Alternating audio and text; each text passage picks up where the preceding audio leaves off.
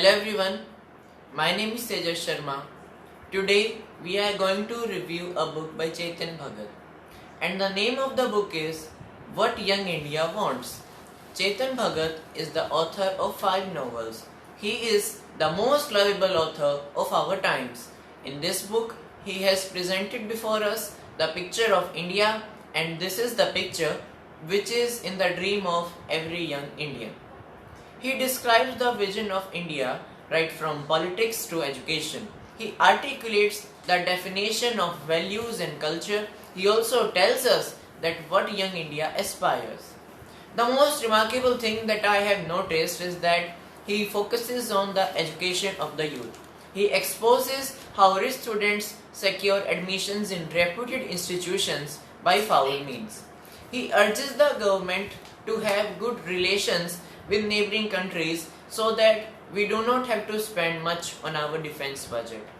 He recommends that we should use the money saved through defense budget in making roads and highways in the country.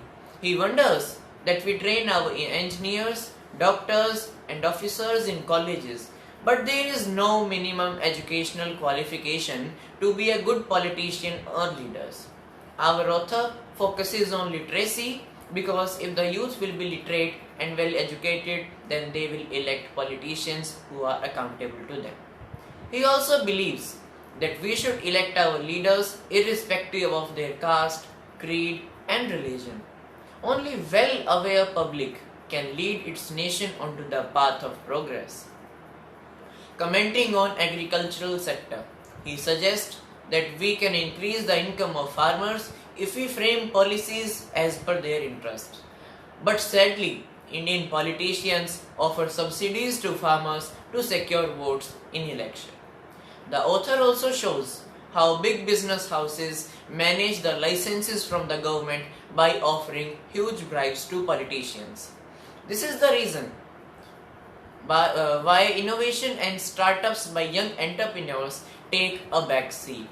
We are not able to provide conducive environment to our budding entrepreneurs. Most of their money and energy is wasted in red tapeism and unnecessary paperwork. In the last section of the book, he suggests that education must be the top priority of the government. He urges Hindus and Muslims to live harmoniously. He imagines the India which is rich, respected and has a good place in the world. He ends the book on an optimistic note by assuring the youth that things will change for better in the times to come. Thank you everyone.